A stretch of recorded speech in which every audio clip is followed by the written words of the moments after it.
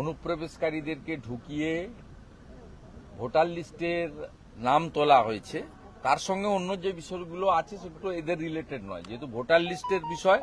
এবং গত কয়েকদিন ধরে বেঙ্গল মিডিয়া, পোর্টাল এবং ন্যাশনাল মিডিয়া এবং ভীষণ অনেকগুলো সোশ্যাল মিডিয়াতে যেভাবে প্রত্যক্ষ প্রমাণ আসছে যে বর্ডারে যেভাবে লাখ লাখ পলায়ন এবং তাদের যে বাইটগুলো আপনারা দেখাচ্ছেন, কেউ বলছে 3 বার ভোট দিয়েছি, কেউ বলছে 2 বার ভোট দিয়েছি, এবং কেউ বলছে আমার খুলনা বাড়ি, কেউ বলছে সাতক্ষীরা বাড়ি, কেউ বলছে রাজশাহী বাড়ি, কেউ বলছে চাঁপাই নবাবগঞ্জ বাড়ি, কেউ বলছে দিনাজপুর বাড়ি, কেউ বলছে পঞ্চগড় বাড়ি। এই যে একেবারে এর থেকে বড় তো প্রমাণ নেই। হ্যাঁ, সামাজিক প্রকল্প থেকে শুরু করে সমস্ত ভোট দিয়েছে। লক্ষ্মীর ভান্ডার কেন পাচ্ছে তার উত্তর মমতা ব্যানার্জিকে দিতে হবে।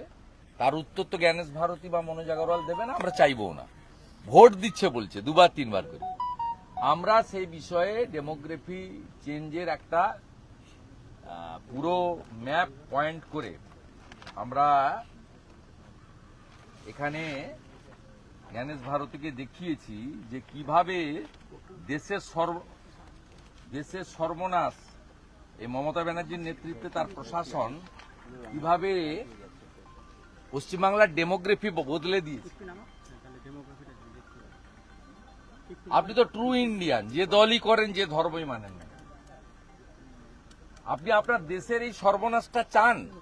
এটা করেছে মমতা বন্দ্যোপাধ্যায় এবং তার প্রশাসন। আমরা বলেছি যে এদের নাম কাটতে হবে, সাথে সাথে হিন্দু শরণার্থী এদের নাম তোলার ব্যবস্থা রাখতে হবে। যারা সিটিজেনশিপে আবেদন করবে, আপনাদের দায়িত্ব, আপনারা কার সঙ্গে টেক আপ করবেন, কোর্টে টেক আপ করবেন না ভারত সরকারের সঙ্গে করবেন কি অন্য কি করবেন, আপনাদের দায়িত্ব। কিন্তু আমরা হিন্দু শরণার্থীদের নাম তুলতে হবে এবং অনুপ্রবেশকারীদের একটা যাতে নাম না থাকে আমরা বলেছি। এবং আমাদের তথ্য দিয়েছি যে আইপ্যাক ডিএমদের সাহায্য নিয়ে তারা, ধরুন কারোর পদবী মণ্ডল, কারোর পদবী ইসমাইল খান, কারোর পুরো নাম, তার উত্তর দিনাজপুরে, কোচবিহারে, তার সঙ্গে দক্ষিণ 24 পরগনা, উত্তর 24 পরগনা, নদিয়ার লিঙ্ক খুঁজে বের করে সেই বাংলাদেশি অবৈধ অনুপ্রবেশকারী তার নাম রাখার চেষ্টা করছে।